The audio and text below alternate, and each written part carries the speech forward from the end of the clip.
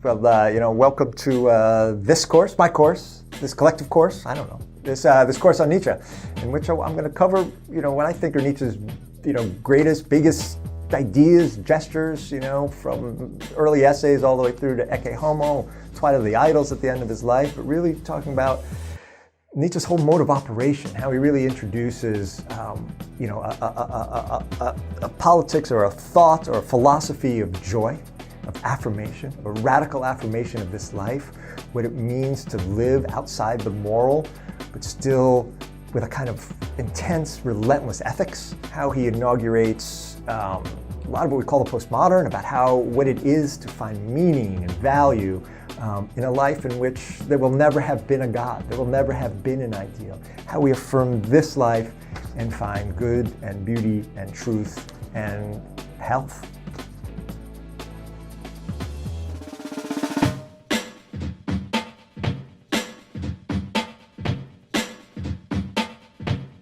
So I'm going to talk to you today about Friedrich Nietzsche, who, I want to call a 19th century German philosopher, but that's actually already a claim that I'm going to question, because in a lot of ways Nietzsche was not a philosopher, right? Nietzsche was not a fan of making these big pronouncements, these big claims. He's writing after Hegel and Kant, who lay out these systems and make big pronouncements about the way life is. Right? They make what we call an ontological claim. They say this is what being is, and these are the ideals we're striving for. Nietzsche comes along and says, no, I'm not going to create any ideals. I'm going to teach you a different way to philosophize. He says, I'm going to teach you to philosophize with a hammer. And what's great about that is it has this kind of dual resonance, right? In the one sense, he wants to destroy idols, right? One of his books is Twilight of the Idols. He wants to get rid of all external terms that he believes work against life. And we'll get into what all those figures will be. And what he's going to offer instead is this other notion of philosophizing with a hammer, which is tuning, like a tuning fork, a tuning hammer for a piano, and getting in a certain resonance, a resonance with life, with this life. And this might sound kind of surprising, right? But Nietzsche is the great philosopher of joy, of affirmation. I think people picture Nietzsche and they picture this kind of grumpy motherfucker, this kind of curmudgeon. And he kind of is, I ain't gonna lie. But his philosophy, or what he offers, is a joyful way of making sense of the world. This kind of radical affirmation of this world. In fact, he says, my formula for greatness is amor fati, that you not only accept this world, you not only tolerate this world, but you love it. You love everything that's happened to you, everything that's ever happened to you, everything that will happen to you. You love all of it. You affirm this life. So rather than ever asking sort of the big, philosophical questions that people associate with philosophy, what is truth, what is mind, what is being, what is language, Nietzsche deploys, again, a way of making sense, an interpretive strategy.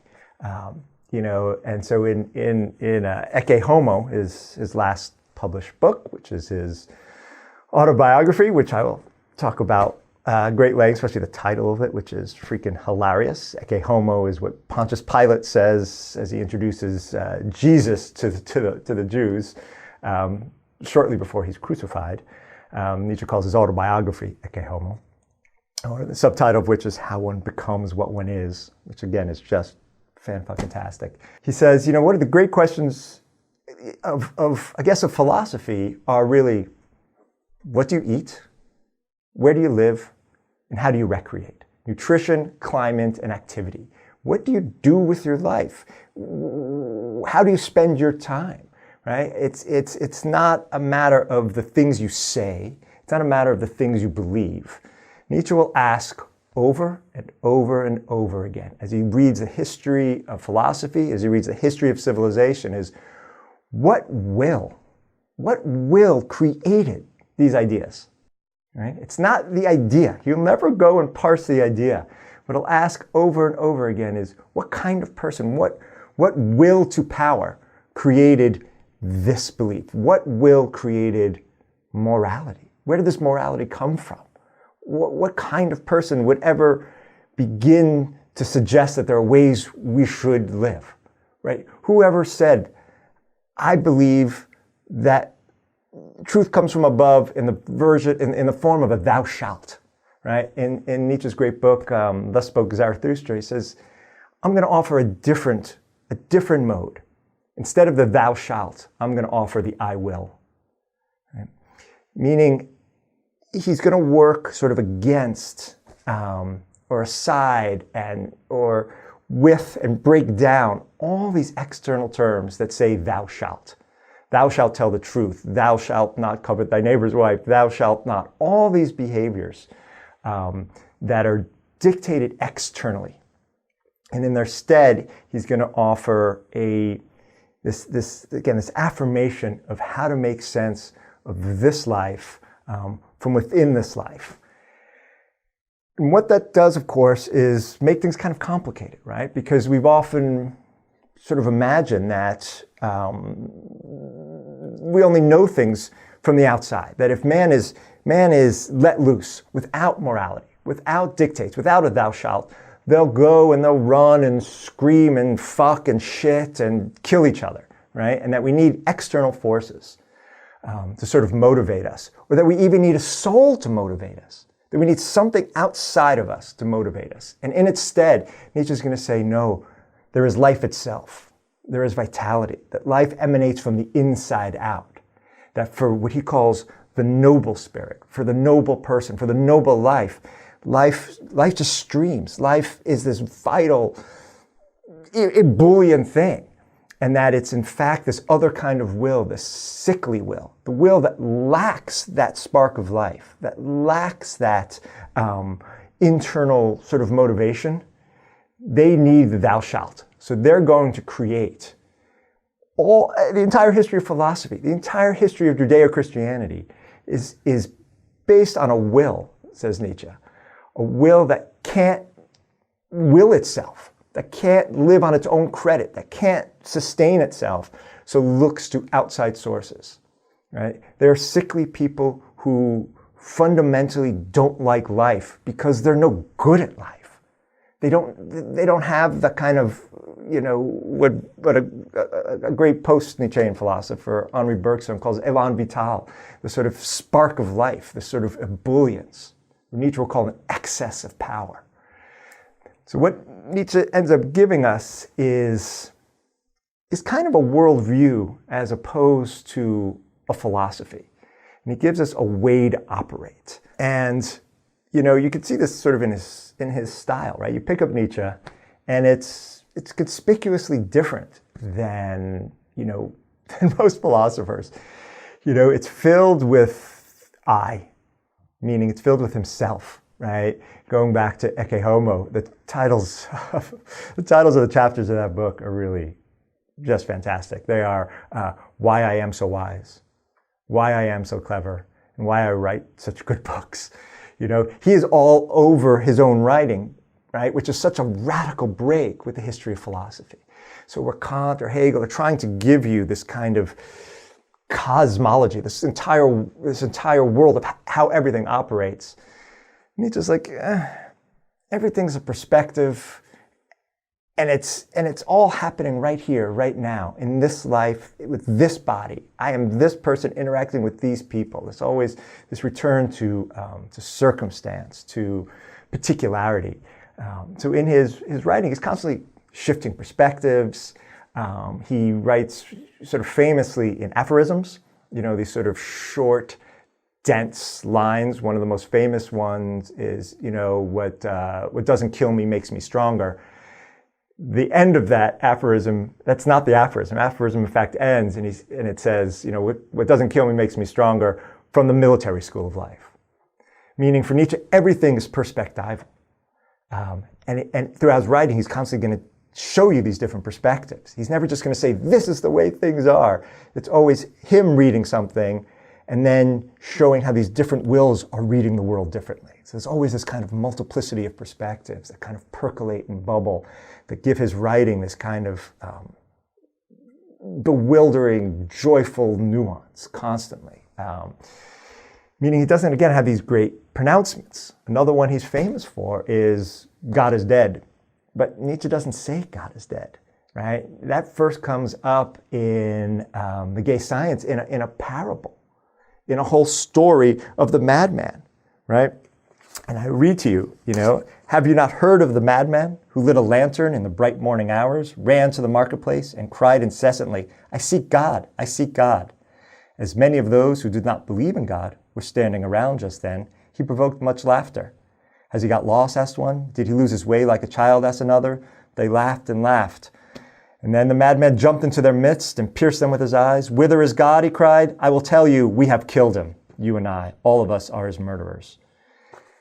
Point being that he's just not just coming out and saying God's dead. He doesn't work that way. He's not a classical philosopher like that with these big pronouncements. He's giving you this perspective, right? And this situation, because everything for Nietzsche is situated, right? What do you eat? Where do you live? How do you recreate? What do you do with your time? It's always this situationalism, for lack of a better word. My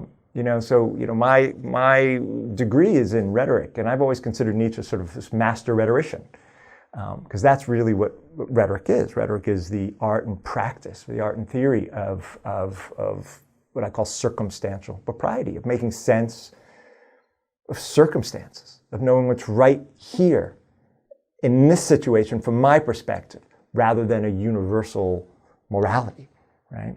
Morality comes along, and we'll get in deep into the question of morality soon. If morality is this set thing that transcends time, that transcends circumstance, that said, thou shalt not, want to boff thy neighbor's wife no matter what across all time. Nietzsche's like, I don't know. Sometimes you might want to, right? It depends on the circumstance, man. It depends on the perspective within that circumstance. There's nothing ever set in place. For Nietzsche, everything is in flux. Everything is flowing. Everything is temporal.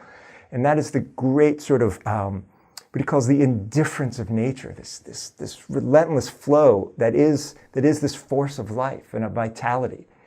And he sees the history of Western civilization as an attempt to sort of temper that, to deny it, to repress it. And Freud will take that figure kind of from Nietzsche, this idea of repressing our drives. Although, Nietzsche uses it somewhat differently. But it's a question of, it's not a question of just do I repress or not repress. It's a question of how are my instincts distributed? How are they released or not released? How are they sublimated? How are they distributed? How are they made sense of? By the things I eat, by the things I do. And how do I then express that societally? So what I kind of want to say is that for Nietzsche, Nietzsche gives us an ethics when there is no morality. And this is really the great, I think, the deep move that Nietzsche makes, the sort of most profound move in many ways. Right? He says, when we get rid of a thou shalt, when we get rid of a universal truth, when we get rid of any mandate over our behavior, we do not unleash man's primal nature. We don't all of a sudden all slip into chaos. What we discover is this vital force of particularity that's always being manipulated and distributed by different bodies at different times. That there is an ethics that is different from a morality. Again, if morality is that which is universal, that which, again, is going to be true regardless of who you are, regardless of circumstance, regardless of time. Ethics is always the particularity of a behavior, of me, you, right here, this situation. And there's not even one right thing for this situation. It's always going to be distributed perspectively. And even I'm going to have multiple perspectives, right? We are multiple, right? Again, in Ecce Homo, Nietzsche says, I'm dead as my father, I'm living as my mother, and I'm even a third. I'm always multiple, right? I am my own doppelganger. he says. And he says, we are that, rather than us all being reduced to a soul, we are this multiple things coming to a world multiply that itself is streaming and fundamentally indifferent. There's no good. There's no right. But that doesn't mean it's all willy-nilly. It doesn't mean everything slips into chaos. You can do what you want. It's, in a way, it's the contrary. That when you remove morality from the equation, when you remove these universal truths, these universal mandates, you inaugurate a kind of proliferation of limits, the birth of ethics. Ethics begin when there is no universal thing. So rather than me looking outside the situation, looking to the tablets from on Mount Moriah, wherever the hell fucking Moses came down from, I think it was Mount Moriah, rather than looking elsewhere, I'm forced to look right here and to know what I want and what you want and how to serve my vitality and your vitality and vitality in general. It shifts the very focus of what matters. It shifts the focus of behavior sort of radically, and introduces, rather than chaos, rather than mayhem, rather than us all running around beating each other up, fucking jerking off, just, rather than this I don't know what, this bacchanalia, you get discipline. And Nietzsche talks a lot about discipline and disciplining your body, disciplining yourself to maximize your health and your vitality. And that is finally Nietzsche's, that is the goal of his writing. That is the goal of everything he wants from this life. It is this excess of power, right? It is how to maximize your health, how to maximize your vitality as you make your way through this world.